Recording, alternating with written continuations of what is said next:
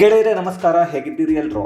ಗೆಳೆಯರೇ, ಆಗಾಗ ಸಂವಿಧಾನವನ್ನ ನಾವು ಉಳಿಸಿದ್ದೀವಿ, ನಮ್ಮನ್ನ ಬಿಟ್ಟರೆ ಬೇರೆ ಯಾರೋ ಭಾರತದಲ್ಲಿ ಸಂವಿಧಾನವನ್ನ ಉಳಿಸಲ್ಲ ಅಂತ ಮಲ್ಲಿಕಾರ್ಜುನ ಖರ್ಗೆ, ರಾಹುಲ್ ಗಾಂಧಿ ಜೊತೆಗೆ ಈಗ ಪಿಂಕಾ ಗಾಂಧಿ ಹೇಳ್ಕೊಂಡು ಸಂವಿಧಾನದ ಪುಸ್ತಕ ಹಿಡ್ಕೊಂಡು ಓಡಾಡ್ತಾ ಇರ್ತಾರೆ. ಆದರೆ ನಮ್ಮ ಹಕ್ಕುಗಳು ಇವರು ಮತ್ತು ಇವರ ಕುಟುಂಬದವರು ಎಷ್ಟರ ಮಟ್ಟಿಗೆ ಸಂವಿಧಾನದ ಪ್ರಕಾರ ಉಳಿಸಿದ್ದಾರೆ ಅನ್ನೋದನ್ನ ನಾವು ತಿಳ್ಕೊಳ್ಳೇಬೇಕು. ಯಾಕಂದ್ರೆ ಇವತ್ತಿಗೂ ಕತ್ತಲೆಯಲ್ಲಿ ಕುಳಿತಿರೋ ಕೆಲವರು ಈಗಲೂ ಅದೇ ಕಾಂಗ್ರೆಸ್ ಸರ್ಕಾರಕ್ಕೆ ಮತವನ್ನ ಹಾಕ್ತಾ ಗುಲಾಮರ ರೀತಿ ಬದುಕ್ತಾ ಇದ್ದಾರೆ. ಕೇವಲ ಉಳುವವನೇ ಭೂಮಿಯ ಒಡೆಯ ಅನ್ನೋದನ್ನ ತಂದು ಬೇರೆಯವರ ಜಮೀನನ್ನ ಕಿತ್ತುಕೊಂಡು ನಾವು ದೇಶವನ್ನ ಉದ್ಧಾರ ಮಾಡಿದ್ದೀವಿ ಅಂತ ಹೇಳಿದ್ರು. ಪಾಪ ಆಗ ಕೆಲಸ ಮಾಡಿಕೊಂಡು ಇದ್ದ ಜನರು ಇದನ್ನೇ ನಿಜ ಅಂತ ಕೂಡ ನಂಬಿದ್ರು. ಆದರೆ ಇಂದಿರಾ ಗಾಂಧಿ ಅವರು ಜನರಿಗೆ, ಸಂವಿಧಾನಕ್ಕೆ, ನ್ಯಾಯಾಂಗಕ್ಕೆ ಯಾವ ರೀತಿಯಾಗಿ ಮೋಸವನ್ನ ಮಾಡಿದ್ರು ಅನ್ನೋದನ್ನ ಈ ವಿಡಿಯೋದಲ್ಲಿ ನೋಡ್ಕೊಂಡು ಬರೋಣ ಬನ್ನಿ. ಗೆಳೆಯರೆ, 1975ರಲ್ಲಿ ಇಂದಿರಾ ಗಾಂಧಿ ಅವರು ದೇಶದಲ್ಲಿ ಎಮರ್ಜೆನ್ಸಿಯನ್ನು ಜಾರಿಗೆ ತರ್ತಾರೆ. ಈಗ 2025ಕ್ಕೆ 50 ವರ್ಷ ಆಗ್ತಾ ಇದೆ. ಬಹುತೇಕರಿಗೆ ಈ ಎಮರ್ಜೆನ್ಸಿ ಯಾಕೆ ಬಂತು ಅನ್ನೋದು ಗೊತ್ತಿರೋದೇ ಇಲ್ಲ. ಇವತ್ತು ಹೋರಾಟ ಮಾಡ್ತೀನಿ ಅನ್ನೋರು ಆ ದಿನಗಳನ್ನು ನೆನಪು ಮಾಡಿಕೊಳ್ಬೇಕು. ಯಾಕಂದರೆ ಪ್ರಜಾಪ್ರಭುತ್ವ ವ್ಯವಸ್ಥೆಯಲ್ಲಿ ಮತ್ತೊಮ್ಮೆ ಅಂತಹ ಪರಿಸ್ಥಿತಿ ಎಂದಿಗೂ ಬರಬಾರದು. ಪ್ರಜಾಪ್ರಭುತ್ವ ಗಟ್ಟಿಯಾಗಿರಬೇಕು ಅಂದರೆ ಈ ದೇಶದ ಪ್ರತಿ ಯುವಕ, ಪ್ರತಿ ಚಿಂತಕ, ಪ್ರತಿಯೊಬ್ಬ ಕಾರ್ಮಿಕ, ಪ್ರತಿಯೊಬ್ಬ ರೈತ, ಪ್ರತಿ ವಿದ್ಯಾರ್ಥಿ ಎಮರ್ಜೆನ್ಸಿಯ ಬಗ್ಗೆ ತಿಳ್ಕೋಬೇಕು. ಇದು ಅವಶ್ಯಕ ಕೂಡ. ಹಾಗಾದರೆ ಯಾಕೆ ಇಂದಿರಾ ಗಾಂಧಿ ಅವರು ಈ ದೇಶದ ಮೇಲೆ ಎಮರ್ಜೆನ್ಸಿಯನ್ನು ಹೇರಿದ್ರು? ಎಮರ್ಜೆನ್ಸಿಯನ್ನು ಹೇರುವಂಥ ಅವಶ್ಯಕತೆ ಏನಿತ್ತು? ಎಮರ್ಜೆನ್ಸಿ ಜಾರಿಗೆ ಬರೋದನ್ನು ಆಗ ತಡೆಯಬಹುದಿತ್ತಲ್ಲ. ಇದನ್ನು ತಡೆಯೋಕೆ ಯಾಕೆ ಹೋಗಲಿಲ್ಲ? ಇಲ್ಲಿ ಸೋತವರು ಯಾರು? ಇದೆಲ್ಲವನ್ನ ನಾವು ಯೋಚನೆ ಮಾಡೋದೇ ಇಲ್ಲ. ಗೆಳೆಯರೆ, 1971ರ ಚುನಾವಣೆಯಲ್ಲಿ ಇಂದಿರಾ ಗಾಂಧಿ ಅವರು ರಾಯ್ಬರೇಲಿಯಿಂದ ಗೆದ್ದು ಬರ್ತಾರೆ. ಅವರ ವಿರುದ್ಧವಾಗಿ ಸ್ಪರ್ಧಿಸಿದ್ದು ರಾಜನಾರಾಯಣ್. ಆದರೆ ಸೋಲ್ತಾರೆ. ಅಲ್ಲಿನ ವಾತಾವರಣ ಹಾಗೆ ಇರಲಿಲ್ಲ. ನಾನು ಗೆಲ್ಲಲೇಬೇಕಾಗಿದ್ದವನು ಯಾಕೆ ಸೋತೆ ಅಂತ ಅಲಹಾಬಾದ್ ಹೈಕೋರ್ಟ್ನಲ್ಲಿ ಒಂದು ಪಿಟಿಷನ್ ಅನ್ನು ಹಾಕ್ತಾರೆ. ಇವರು 6 ಆರೋಪಗಳನ್ನು ಇಂದಿರಾ ಗಾಂಧಿ ಅವರ ಮೇಲೆ ಮಾಡ್ತಾರೆ. ಮೊದಲನೆಯದ್ದು ಯಶ್ಪಾಲ್ ಕಪೂರ್, ಸರ್ಕಾರದಲ್ಲಿ ಕಾರ್ಯದರ್ಶಿಯಾಗಿದ್ದ. ಇಂದಿರಾ ಗಾಂಧಿ ಅವರಿಗೆ ಚುನಾವಣಾ ಏಜೆಂಟ್ ಕೂಡ ಆಗಿದ್ದ. ಎರಡನೆಯದ್ದು ರಾಜನಾರಾಯಣ್ಗೆ ಬರಬೇಕಿದ್ದ ಮತಗಳನ್ನು ಒಡೆಯೋದಕ್ಕೆ ಸ್ವಾಮಿ ಅದ್ವೈತಾನಂದ ಅವರನ್ನು 50,000 ರೂಪಾಯಿ ಕೊಟ್ಟು ಇಂದಿರಾ ಗಾಂಧಿ ಅವರು ಚುನಾವಣೆಗೆ ನಿಲ್ಲಿಸಿದ್ರು. ಮೂರನೇ ಆರೋಪ, ವಾಯುಸೇನೆಯ ವಿಮಾನಗಳನ್ನು ಇಂದಿರಾ ಗಾಂಧಿ ಅವರು ಚುನಾವಣಾ ಪ್ರಚಾರಕ್ಕೆ ದುರ್ಬಳಕೆ ಮಾಡಿಕೊಂಡಿದ್ದು.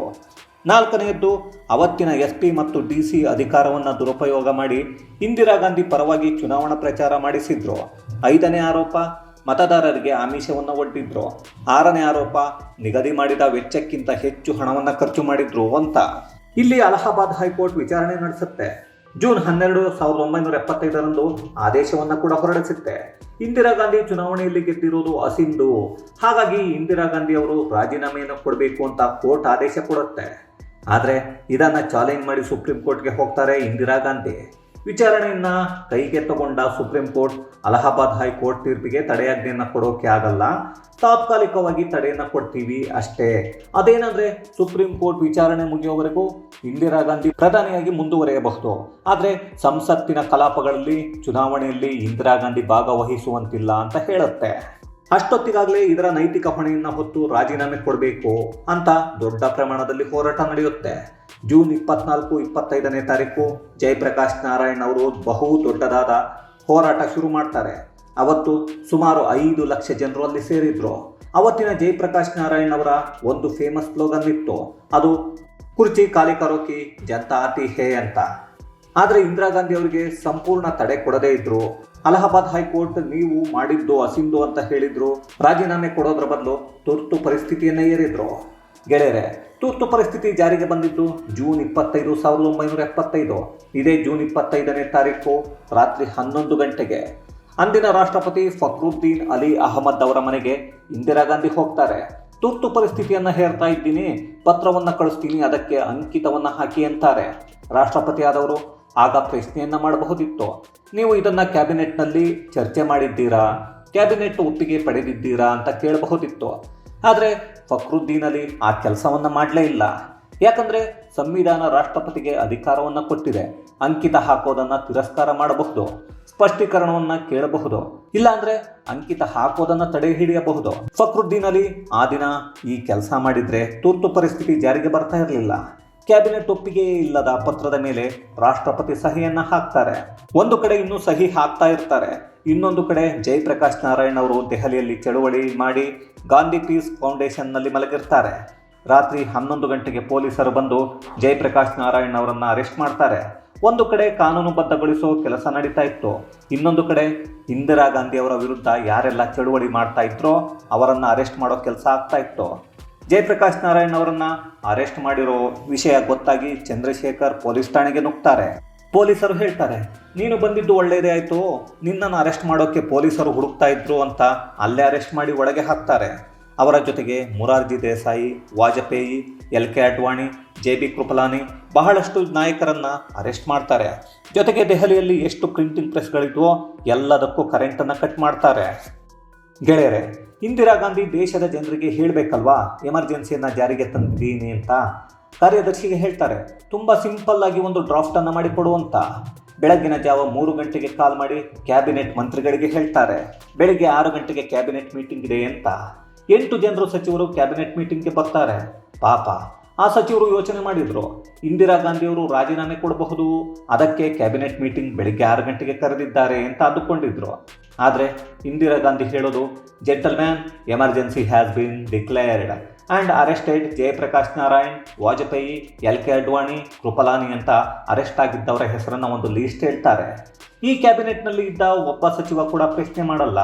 ಇದಾದ ನಂತರ ಇಂದಿರಾ ಗಾಂಧಿಯವರು ಆಲ್ ಇಂಡಿಯಾ ರೇಡಿಯೋ ಸ್ಟೇಷನ್ಗೆ ಹೋಗ್ತಾರೆ. ಆಗ ರೇಡಿಯೋ ಕಾರ್ಯಕ್ರಮ ಬೆಳಗ್ಗೆ 8 ಗಂಟೆಗೆ ಬರ್ತಾ ಇತ್ತು.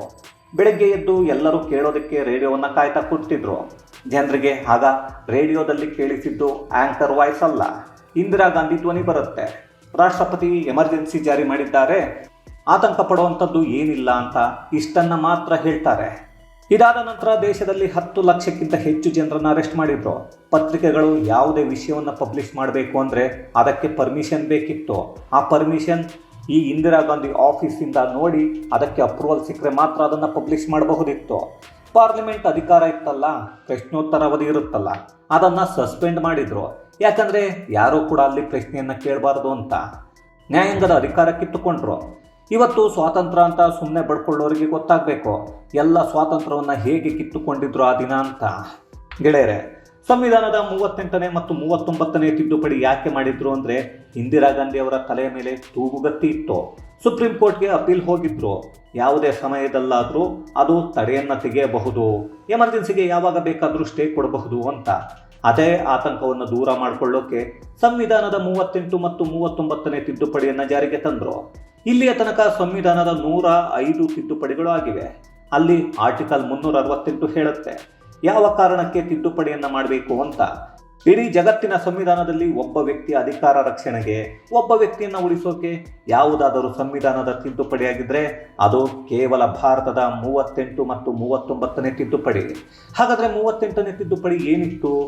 ಅವತ್ತು ರಾಷ್ಟ್ರಪತಿ ಪ್ರಧಾನಿಯ ಪತ್ರದ ಮೇಲೆ ಎಮರ್ಜೆನ್ಸಿ ಜಾರಿ ಮಾಡಿದ್ರು. ಅದಕ್ಕೆ ಕ್ಯಾಬಿನೆಟ್ ಅಪ್ರೂವಲ್ ಇರಲಿಲ್ಲ. ಇದು ಲೀಗಲ್ ಹೇಗೆ ಮಾಡಿದ್ರು ಅಂದರೆ ಸಂವಿಧಾನದ 38ನೇ ತಿದ್ದುಪಡಿ. ಅದೇನೆಂದರೆ ರಾಷ್ಟ್ರಪತಿಯ ಸಮಾಧಾನವೇ ಅಂತಿಮ ಹಾಗೂ ನಿರ್ಣಾಯಕ. ಅದನ್ನು ಯಾವುದೇ ನ್ಯಾಯಾಲಯದಲ್ಲಿ ಯಾರೂ ಪ್ರಶ್ನಿಸುವಂತಿಲ್ಲ ಅನ್ನೋ ತಿದ್ದುಪಡಿ ಮಾಡ್ತಾರೆ. ನಂತರ ಮೂಲಭೂತ ಹಕ್ಕುಗಳನ್ನು ಕಿತ್ಕೊಂಡ್ರು. ಅಂಬೇಡ್ಕರ್ ಅವರು ಸಂವಿಧಾನ ರಚನಾ ಸಭೆಯಲ್ಲಿ ಹೇಳಿದರು, ನಿಮಗೆ ಯಾವುದು ಇಷ್ಟವಾದ ಆರ್ಟಿಕಲ್ ಅಂದಾಗ ಅವರು ಹೇಳಿದ್ದು, ಈ ದೇಶದ ನಾಗರಿಕನ ಮೂಲಭೂತ ಹಕ್ಕುಗಳು ಚ್ಯುತಿಗೊಂಡಾಗ ಆತ ನೇರವಾಗಿ ಸುಪ್ರೀಂ ಕೋರ್ಟ್ಗೆ ಹೋಗೋ ಅಧಿಕಾರವನ್ನು ಕೊಟ್ಟಿದ್ದೇನೆ. ಇದು ತೃಪ್ತಿ ತಂದಿದೆ. ಇದನ್ನು ನಾನು ಸಂವಿಧಾನದ ಆತ್ಮ ಅಂತ ಹೇಳ್ತೀನಿ ಅಂದಿದ್ರು. ಆದರೆ ಈ ಆತ್ಮವನ್ನು ಕಿತ್ತುಕೊಂಡಿದ್ದು ಸಂವಿಧಾನದ 38ನೇ ತಿದ್ದುಪಡಿ. ತುರ್ತು ಪರಿಸ್ಥಿತಿಯ ಘೋಷಣೆ ಜಾರಿಯಲ್ಲಿದ್ದಾಗ ಸಂವಿಧಾನದ 359ನೇ ಅನುಚ್ಛೇದದ 3ನೇ ಭಾಗದಿಂದ ಪ್ರದತ್ತವಾದ ಹಕ್ಕುಗಳನ್ನು ಮೊಟಕುಗೊಳಿಸುವ ಅಥವಾ ಅಮಾನತಿನಲ್ಲಿಡೋ ಅಧಿಕಾರವನ್ನು ರಾಷ್ಟ್ರಪತಿಗೆ ವಹಿಸಲಾಗಿದೆ. ಇಲ್ಲಿ ಇದ್ದದ್ದೇನು ಅಂದರೆ ಎಮರ್ಜೆನ್ಸಿಯನ್ನು ಯಾರು ಪ್ರಶ್ನೆ ಮಾಡಬಾರ್ದು, ಮೂಲಭೂತ ಹಕ್ಕುಗಳನ್ನು ಯಾರು ಕೇಳಬಾರ್ದು ಅಂತ 38ನೇ ತಿದ್ದುಪಡಿಯಲ್ಲಿ ಸೇರಿಸಿದ್ರು. ಗೆಳೆಯರೆ, 39ನೇ ತಿದ್ದುಪಡಿಯಲ್ಲಿ ಇಂದಿರಾ ಗಾಂಧಿ ವಿರುದ್ಧ ಸುಪ್ರೀಂ ಕೋರ್ಟ್ನಲ್ಲಿ ಇದ್ದ ಕೇಸುಗಳ ವಿರುದ್ಧ ಏನೂ ಆಗಬಾರದು ಅನ್ನೋ ತಿದ್ದುಪಡಿಯನ್ನು ತಂದರು. ಅದೇನೆಂದರೆ ಪ್ರಧಾನಮಂತ್ರಿಯ ಚುನಾವಣೆಯ ಬಗ್ಗೆ ಯಾವುದೇ ನ್ಯಾಯಾಲಯದಲ್ಲಿ ಯಾರೂ ಪ್ರಶ್ನೆ ಮಾಡುವಂತಿಲ್ಲ. ಅಂದರೆ ನ್ಯಾಯಾಂಗಕ್ಕೆ ಇದ್ದ ಸ್ವಾತಂತ್ರ್ಯವನ್ನು ಕಿತ್ಕೊಂಡ್ರು. ಅಂದರೆ ನ್ಯಾಯಾಂಗ ಕೂಡ ಇಲ್ಲಿ ಕೇಳುವಾಗಿಲ್ಲ. ಇದನ್ನು ಕಿತ್ತುಕೊಂಡ್ರು. ಈಗ ಹೇಳ್ರಿ, ಸಂವಿಧಾನದ ಮೇಲೆ ದೊಡ್ಡ ಆಕ್ರಮಣ ಆಗಲಿ, ಇಲ್ಲ ಅಂದರೆ ಸಂವಿಧಾನವನ್ನು ತೆಗೆದು ಹಾಕಿರೋದು ಅಂತಾರಲ್ಲ, ಅದನ್ನು ಮಾಡಿರೋದು ಯಾರು ಅಂತ. ಹಾಗಾದರೆ ಇವತ್ತಿಗೂ ಆ 38 ಮತ್ತು 39ನೇ ತಿದ್ದುಪಡಿ ಜಾರಿಯಲ್ಲಿದೆಯಾ ಅಂದರೆ ಖಂಡಿತ ಇಲ್ಲ. ಮುಂದೆ ಜನತಾ ಸರ್ಕಾರ ಬಂತು, ಮೊರಾರ್ಜಿ ದೇಸಾಯಿ ಅವರು ದೇಶದ ಪ್ರಧಾನಿ ಆದರು. ಅದೇ ಸರ್ಕಾರದಲ್ಲಿ ವಾಜಪೇಯಿ, LK ಅಡ್ವಾಣಿ ಇದ್ರು. 44ನೇ ತಿದ್ದುಪಡಿಯನ್ನು ಮಾಡ್ತಾರೆ. ಈ ತಿದ್ದುಪಡಿಯ ಮೂಲಕ ಅಂಬೇಡ್ಕರ್ ಅವರು ಬರೆದಂತಹ ಮೂಲ ಸಂವಿಧಾನವನ್ನು ವಾಪಸ್ ತಂದರು. ಇದೇ 44ನೇ ತಿದ್ದುಪಡಿಯಲ್ಲಿ ಎಮರ್ಜೆನ್ಸಿ ಕಾಲದಲ್ಲಿ ಮಾಡಿರೋ ಎಲ್ಲ ತಿದ್ದುಪಡಿಯನ್ನು ವಾಪಸ್ ತಗೊಂಡ್ರು. ಇದರಿಂದ ಮತ್ತೆ ನ್ಯಾಯಾಂಗಕ್ಕೆ ಇದ್ದ ಸ್ವಾತಂತ್ರ್ಯವನ್ನು ವಾಪಸ್ ಕೊಟ್ಟರು. ಈ 44ನೇ ತಿದ್ದುಪಡಿ ಹೇಳುತ್ತೆ, ಇನ್ನು ಮುಂದೆ ಎಮರ್ಜೆನ್ಸಿ ಜಾರಿಗೆ ತರಬೇಕು ಅಂದರೆ ಯೂನಿಯನ್ ಗವರ್ನಮೆಂಟ್ ಡಿಸಿಷನ್ ಮಾಡಬೇಕು. ರಾಷ್ಟ್ರಪತಿ ಅಂಕಿತ ಆಗಿ 30 ದಿನಗಳ ಒಳಗೆ ಪಾರ್ಲಿಮೆಂಟ್ನ ಒಪ್ಪಿಗೆ ಪಡಿಬೇಕು. ಅದು ಸಿಂಪಲ್ ಮೆಜಾರಿಟಿ ಅಲ್ಲ, 2/3 ಮೆಜಾರಿಟಿ ಇರಬೇಕು.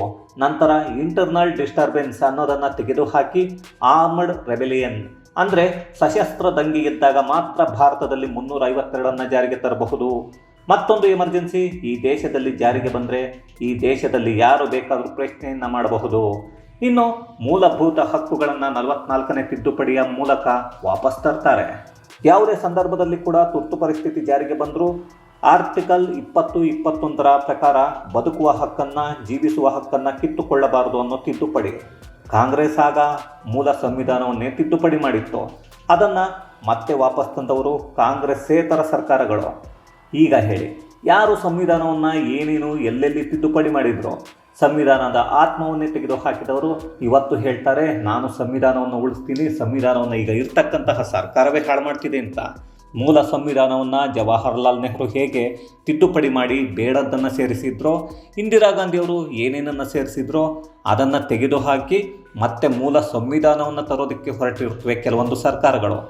ಈ ರಾಹುಲ್ ಗಾಂಧಿಯವರ ಏನು ವಂಶಸ್ಥರು ತಂದುಕೊಂಡು ಬಂದಿದ್ರಲ್ಲ ತಿದ್ದುಪಡಿಗಳನ್ನ ಮೂಲ ಸಂವಿಧಾನದಲ್ಲಿ, ಅದೇ ಸಂವಿಧಾನ ಒರಿಜಿನಲ್ ಅನ್ನೋ ರೀತಿ ಈಗ ರಾಹುಲ್ ಗಾಂಧಿ ಬಿಂಬಿಸೋಕೆ ಹೊರಡ್ತಾರೆ. ಈಗ ಹೇಳ್ರಿ, ಯಾವುದು ಸತ್ಯ ಯಾವುದು ಸುಳ್ಳು ಅಂತ ದಯವಿಟ್ಟು ನಿಮಗೆ ಏನು ಗೊತ್ತಿದೆಯೋ ಕಮೆಂಟ್ ಮಾಡಿ. ಇದು ನಿಜವಾಗಲೂ ಎಮರ್ಜೆನ್ಸಿಯ ಸಮಯದಲ್ಲಿ ನಡೆದಂತಹ ವಿಷಯ. ಎಮರ್ಜೆನ್ಸಿ ತಂದ ಮೇಲೆ ಕೆಲವೊಂದು ವಿಷಯಗಳು ನಡೆದಿದೆ, ಅದನ್ನು ಮತ್ತೆ ಇನ್ನೊಂದು ಎಪಿಸೋಡ್ನಲ್ಲಿ ನಾನು ನಿಮಗೆ ಹೇಳ್ತೇನೆ. ಇದು ಗೆಳೆಯರೆ, ಸಂವಿಧಾನ ಅಂತ ಬಡಿದುಕೊಂಡು ಅಡ್ಡಾಡ್ತಾ ಕಾಂಗ್ರೆಸ್ ಸಂವಿಧಾನದ ಮೂಲ ಆಶಯಗಳನ್ನ ಕಿತ್ತು ಹಾಕಿದ್ದರ ಕುರಿತಾದಂತಹ ಒಂದಷ್ಟು ಮಾಹಿತಿ, ಮತ್ತಷ್ಟು ವಿಶೇಷತೆಗಳೊಂದಿಗೆ ಮುಂದಿನ ವಿಡಿಯೋದಲ್ಲಿ ಭೇಟಿಯಾಗೋಣ. ಅಲ್ಲಿಯವರೆಗೂ ಕನ್ನಡವೇ ಸತ್ಯ, ಕನ್ನಡವೇ ನಿತ್ಯ.